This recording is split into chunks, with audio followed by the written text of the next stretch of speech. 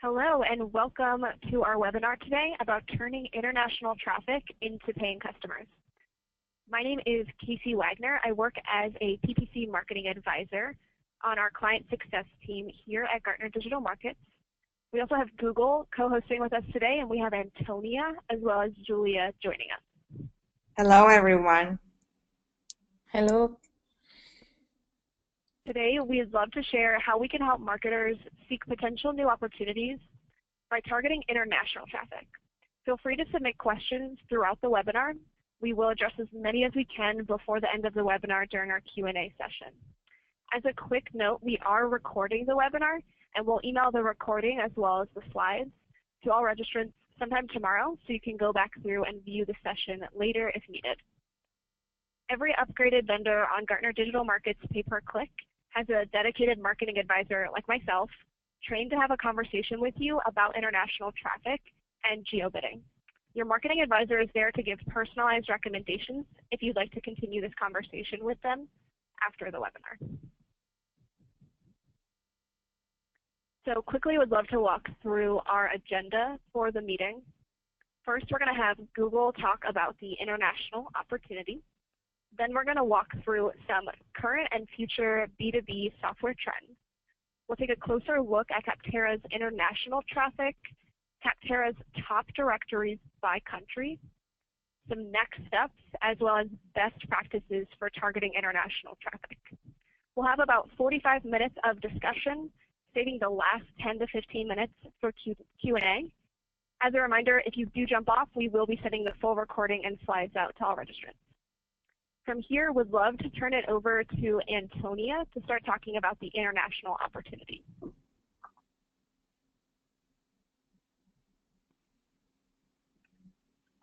Great. Hello, everyone. Can you see my screen?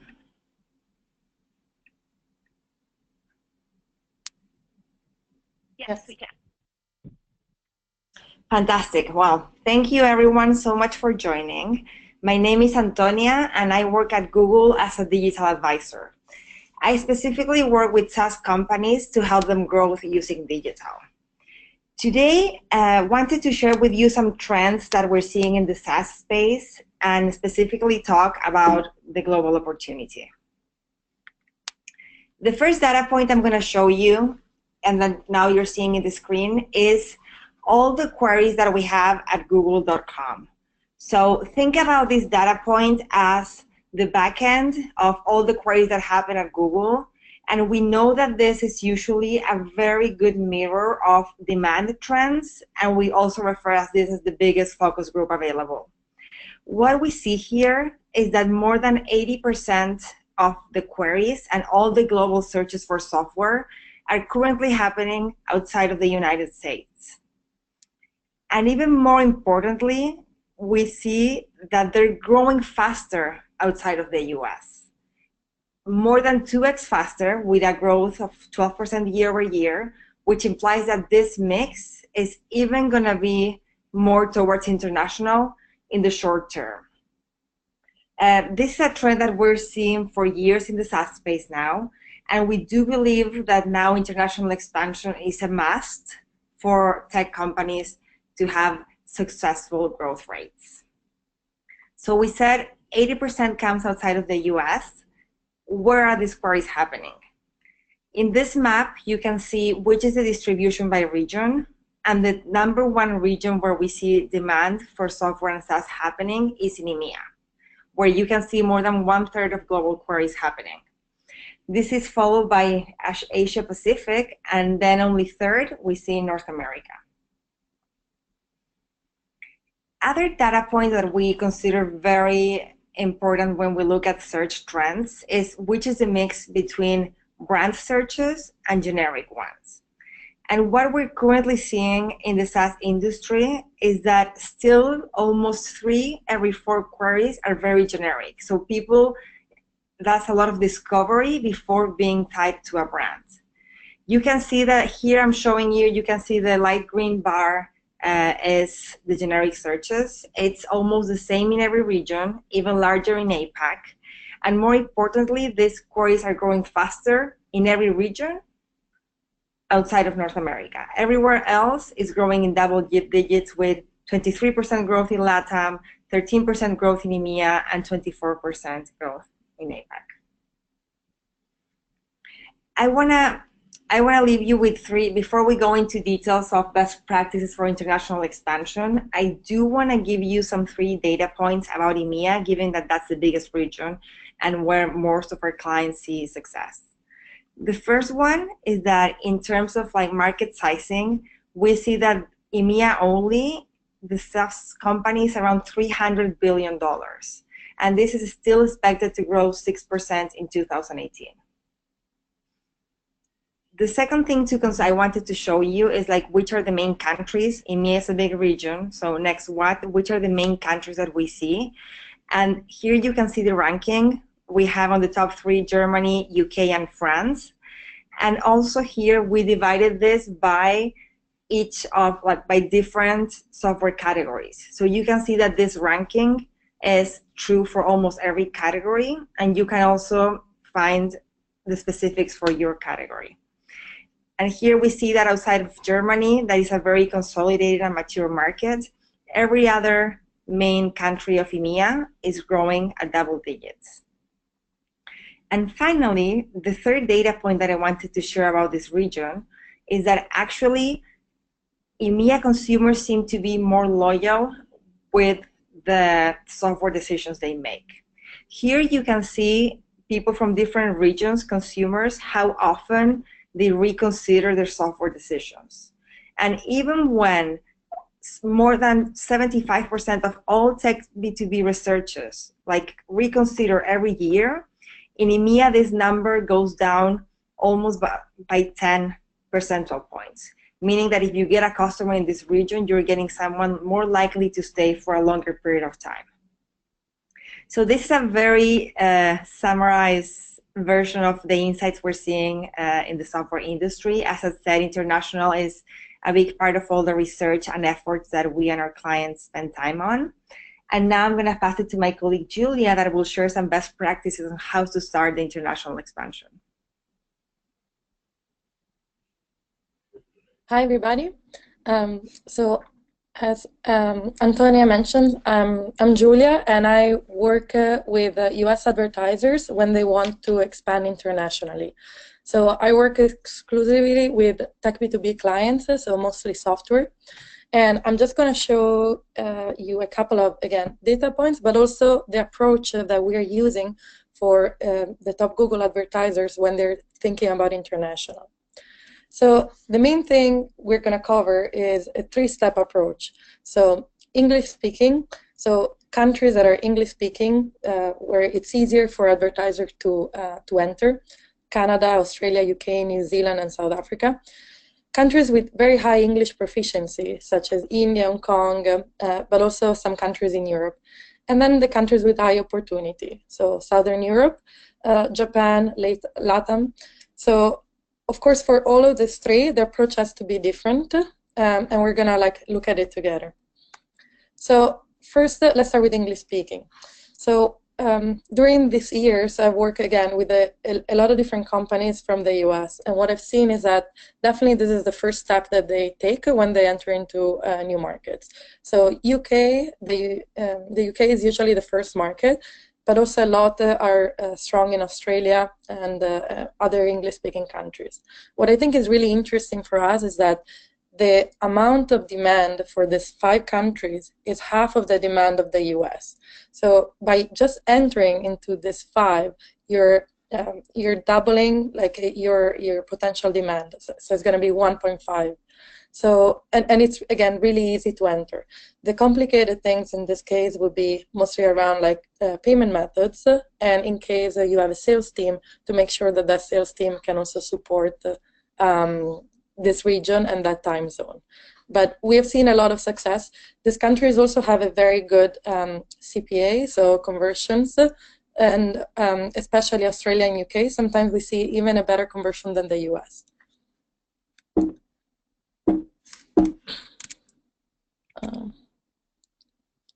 Sorry. And then countries with high English proficiency. So here I ranked them for you.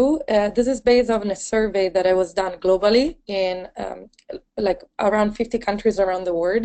So at least you get a sense of how proficient they are in English. So we're seeing like the very high, so the top one globally is actually the Netherlands, and then the Nordic countries like Sweden, Norway, Finland, Denmark. But we're also seeing some other countries like Germany that tend to have a lot of demand for software products, have a high English proficiency. Countries where this is more moderate are, for example, Spain, France.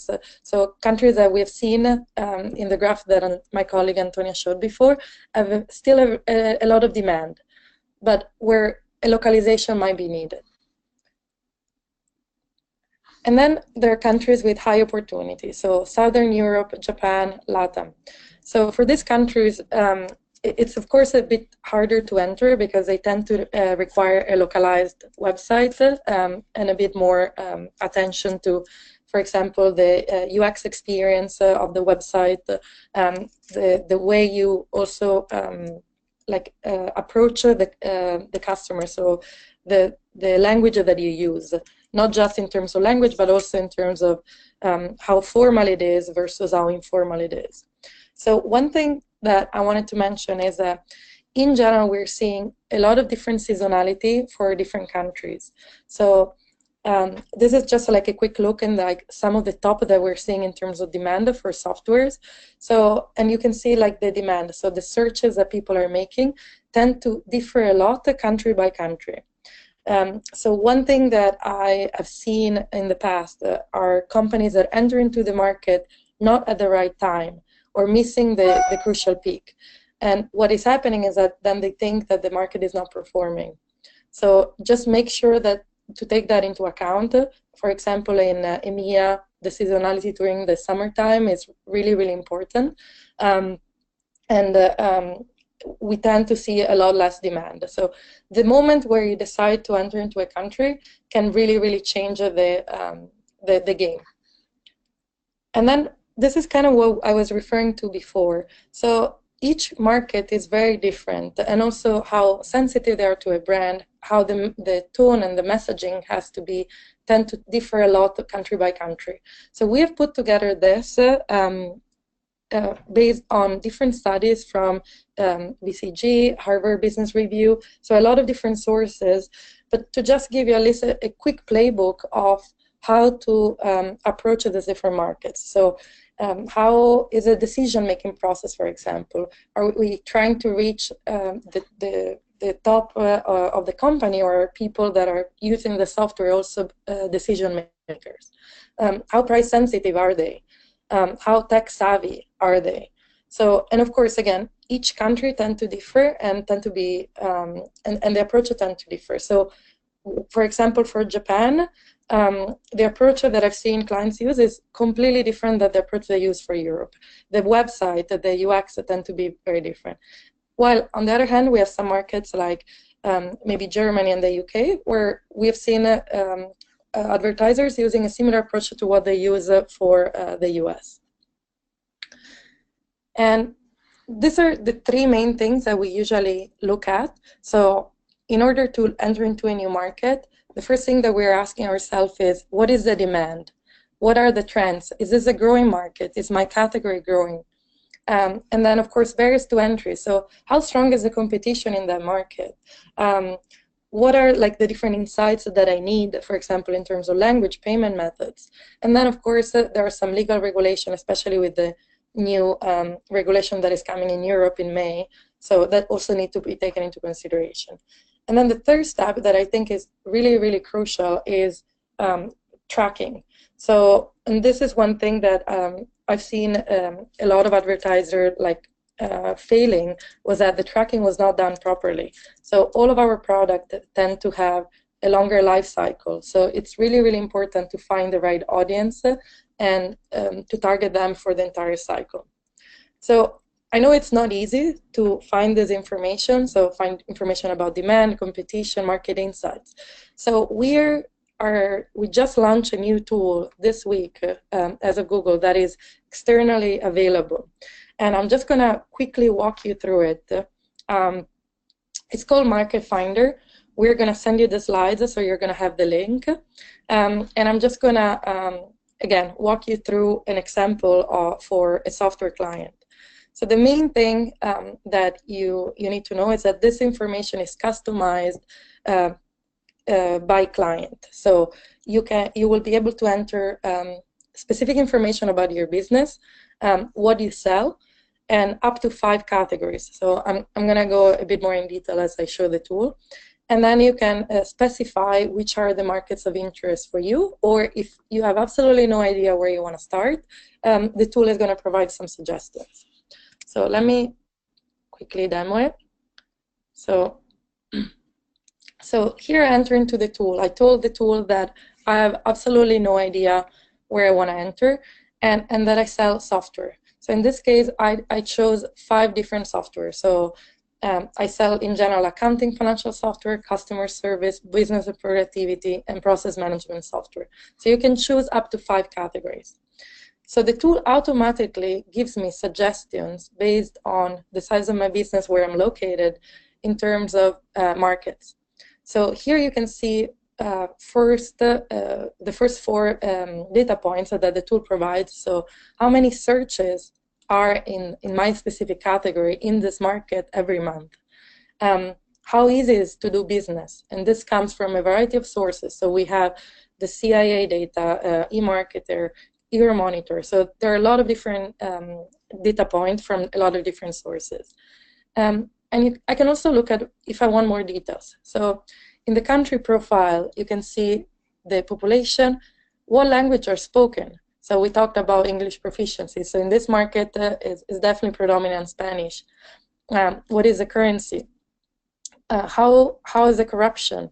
And then we have economic profile. So GDP per capita. How, again, logistic or payment methods. So here I can quickly check how people buy online. And then we have, of course, search and advertising. So how many searches? What is the seasonality for my specific product? And also the online profile. So how many people are online? How many people have a broadband? So frequency of internet usage. And then purchase behavior. Are they okay buying from a foreign website? What are they looking for when they search?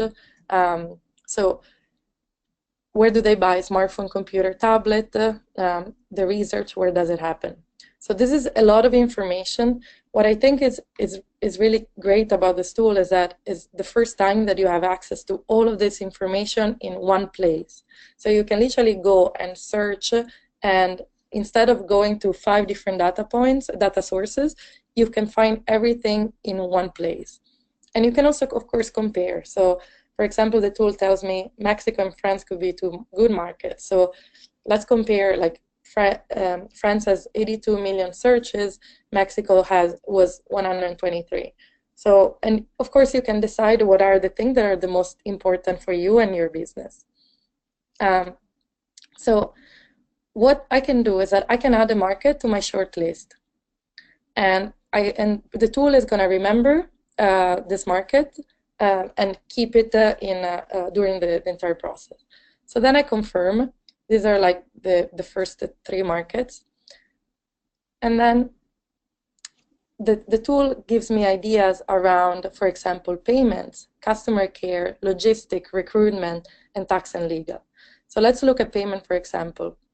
So here you can find a video, but also a lot of useful resources of what are the top payment methods, how important it is to have that payment method in different countries, how are mobile payment methods increasingly important in the overall global landscape.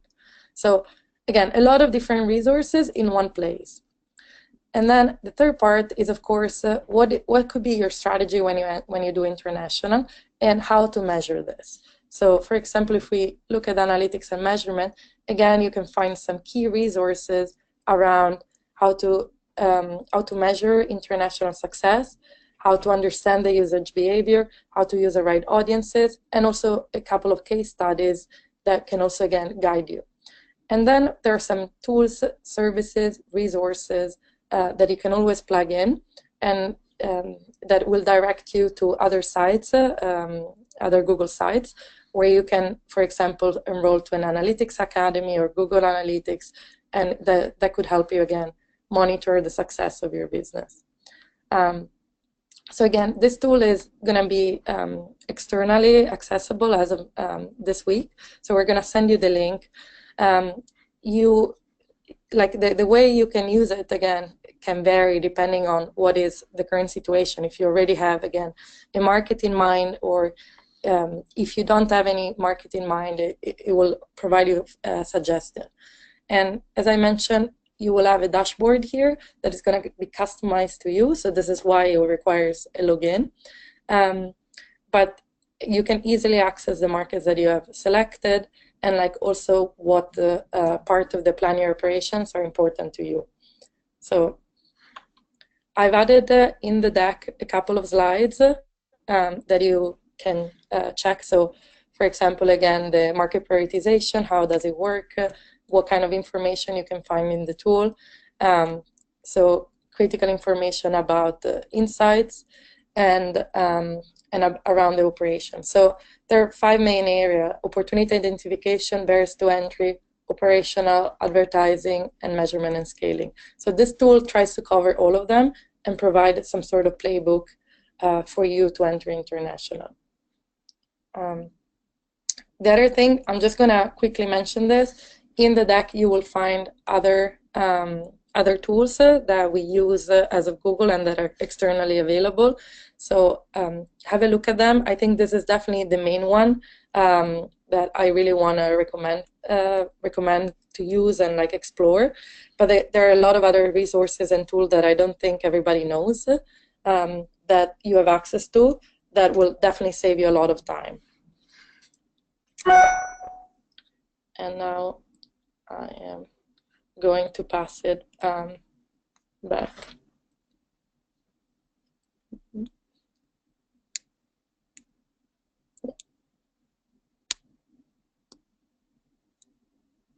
Thank you so much, Giulia and Antonia, for going over that. We're going to now walk through some current and future B2B software trends. So obviously, countries all over the globe need software. So while there are some challenges in serving customers across different time zones in different countries with different time zones, different languages, different economies, we still found that these foreign markets can be worthwhile. So as you can see here, the US is still the dominant player, but it only accounts for 45% of global software businesses, followed by the UK and then Canada. According to Gartner, the global enterprise software market, consisting of enterprise application software and infrastructure software, crossed $326 billion in revenue during the year 2016. Additionally, the B2B software market is continued to show growth until 2021, and it's predicted to reach a market value of $485 billion. Walking through some quick fun facts. So did you know that Japan gets as many EMS monthly searches as the US does? France gets almost twice as many monthly searches for MSP than the US does. As well as LMS gets more monthly searches in Australia than almost the US, UK, and Canada combined. So these are just a few interesting stats that really push the potential you have if you open yourself up to different markets. As you can see with this, definitely some good opportunities to grow. You can also utilize Google's Keyword Planner tool, which is a great way to get started by doing research on relevant keywords in certain locations. Next, would love to take a closer look at Capterra's international traffic. From the past 90 days, 41% of our traffic is from the US. The UK has 12% and Canada has 6%. If we take a look at the graph on the right of the screen, you can see our traffic by continent. So the Americas make up about 50% of our traffic. Europe makes up 25%, Asia 15%, Oceania 6%, and Africa 4%. Our former CEO, Mike Ortner, he published a great blog post about his findings on the top 16 countries we see by traffic. So as you can see, the quality of traffic as far as conversion rates on this graph, it's fairly consistent across those 16 countries all over the globe. And we typically recommend that when software vendors are starting to expand internationally, that these countries are great to test.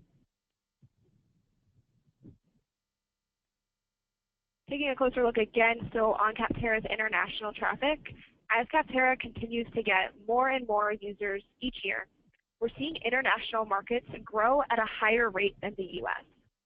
If you compare our traffic today to traffic 2 years ago, looking at that graph on the left as well as the graph on the right, you can see that the majority of our top 10 countries have seen triple-digit growth, particularly Ireland and Italy, which are towards the bottom of both of those. Next, I'd like to walk through some of Capterra's top directories by country. So here are the 4 top directories currently on Capterra: project management, CRM, help desk, as well as inventory management. As you can see, the majority is still coming from the US, but in directories like project management, which is on the far left-hand side, and inventory management on the far right-hand side, they're only seeing about 1/3 of traffic from the United States.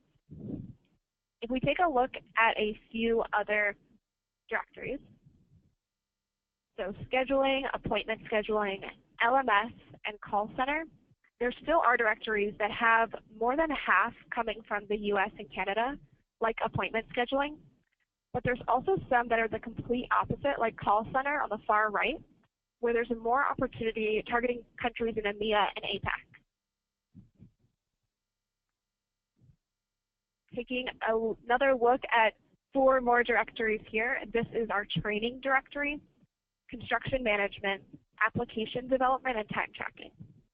Interesting thing here is our application development directory, which is in the gray. This is our first directory in our top 16, which does not show the US in the top spot. Other countries, especially in EMEA, are sending a lot more traffic to the category. So now that both Google as well as Capterra have shown you the increasing importance and future opportunities that you can have by opening yourself up to new international markets, let's talk about next steps. So first off, you don't want to open the floodgates all at once. Not an approach we recommend, as well as it can also get pretty pricey. So if you're brand new to international traffic, what we would recommend is starting with English-only countries first, which happen to receive about 75% of our total traffic. Those countries are the US, UK, Canada, South Africa, Ireland, Australia, and New Zealand. Next, would definitely recommend utilizing our new Geo-Bidding feature within your vendor portal. This helps you and gives you the ability to start small and incrementally increase your international bids as you see fit. After a couple months of testing performance from the 7 countries we just spoke about, next steps would recommend adding Germany, the Netherlands, UAE, Mexico, Italy, France, the Philippines, and Singapore to expand into some high opportunity that also yield good conversion rates. So as I mentioned, we do have a new Geo-Bidding feature on Gartner Digital Markets. You can access this in your vendor portal under the Settings tab, sub-tab Manage Locations. So really high-level overview of this tool. From here, you can now add and remove countries straight from within your vendor portal, as well as increase or decrease your bid based on country, which is pretty cool. We do have a really great video overview of this new feature that's on our YouTube page. If you're interested in utilizing our Geo-Bidding feature, I would highly recommend watching that. So last but not least, let's talk about some best practices. So number 1 is tracking. Obviously, as you are going and expanding into new markets, you want to make sure that accurate tracking is in place. That way you're able to see where your traffic is coming from, as well as where leads go down your funnel. Depends how you are currently tracking internally. If you already pull the IP address in with your form, I can see your country there. or if you add a country as a form field to your lead nurture form. That way you're able to track leads down the funnel as well as track ROI by country to see how it performs for your company. Next, would definitely recommend utilizing either a marketing automation or an email lead nurturing program. Two examples are MailChimp and Pardot after a lead fills out your form. And the reason for this is a quick nurture or drip campaign can allow you to remain timely and active with your potential new prospects, especially if you're not in the same time zone as them. They'll still get a contact from your company right away. Next, would recommend testing dynamic content. With this, dynamic content, some landing page programs will utilize this, where you're able to actually further target and personalize the content on your page based on their IP address, so based on what country they're coming from. Last best practice here would recommend having your sales team dedicate certain days in the month to schedule calls with your international leads, making sure that your sales team is calling during their time zone when they're likely to be at their desks. So just setting up a couple days for your sales team a month to say, hey, these days are dedicated for our international leads. So that is all that we have for today. Thank you so much for joining us. We will send you a copy of the recording and slides, but next up we actually have a quick Q&A, so feel free to stay on if you have any questions. Feel free to shoot those through from the chat feature. If you're interested in setting up a personalized international traffic strategy, please get in touch with your marketing advisor. Every upgraded client does have a marketing advisor for Gartner Digital Markets pay-per-click. You can find your marketing advisor's contact information in the settings tab of your vendor portal. So let's go into some questions.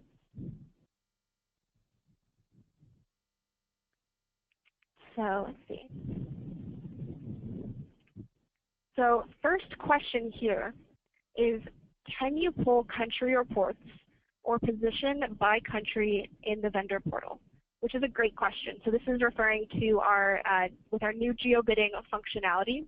You can actually, within your reports tab now, kind of filter it out based on country and pull a report by country in that reports tab, as well as if you're interested in seeing what you adjust your Geo-Bids, what position that puts you in a certain country, you can find out that information in your listings tab. There's a sub-tab called Bid Summary, and from right here, if you scroll down, there's actually a section where you can see a drop-down of all of the countries you're listed in, and if you select by country, it will show you what position and what bid you are in per country. So as you're adjusting your geo-bids, would definitely recommend using that Bid Summary page. Like I mentioned, that is in the Listings tab of your vendor portal, sub-tab Bid Summary. And based on that information, as you're editing, you can definitely see, hey, what percentage of this bid gets me into what position in Australia or in the UK.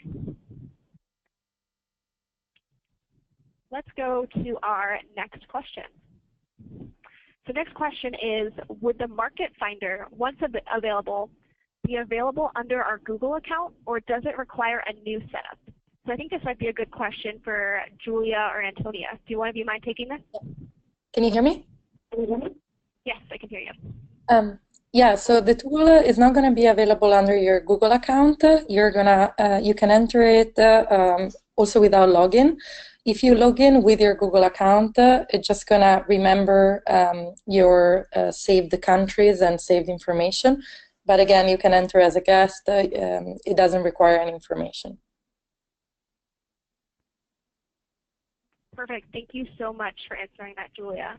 Let's see what our next question is. And as a reminder, feel free to shoot over any questions that you guys have in that chat functionality of the portal. We're looking through them right now to answer some more. So let's see. Next question. Does the bid estimator tool take into account international traffic? So this is referring to your bid estimator tool you can find in the Listings tab of your vendor portal when you click on your position for Capterra only. So this currently shows all countries for Capterra only. However, I'm working on some new functionality there, so please stay tuned.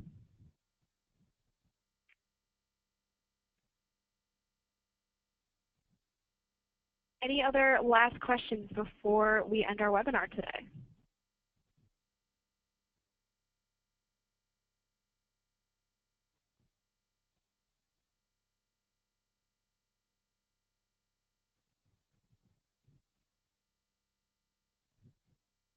So it doesn't look like we've seen any others come through. If you have questions after the fact, feel free to shoot those over to your marketing advisor. Oh wait, looks like we just had one more come in. Hold on, let me see if we can read this real quick. So will you be showing reporting by location without having to choose each location separately? Great question. So currently in your reports tab in your vendor portal, you can now filter by country. But with that, you do have to select currently each country individually. Great feedback though, happy to pass that on to our product team. Any other last questions before we end the webinar?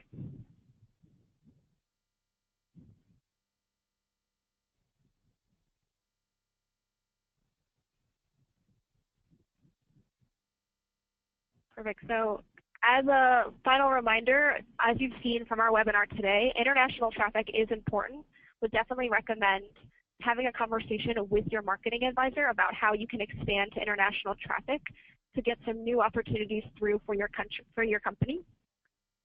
If you'd like to contact your marketing advisor, their contact information is in your PPC vendor portal under the Settings tab. Thank you so much to Antonia and Giulia for being on this webinar today. We really appreciate it. And thank you everyone for joining in. As a reminder, we'll be sending out the recording and the slides sometime tomorrow. Thank you. Thank you. Thank you.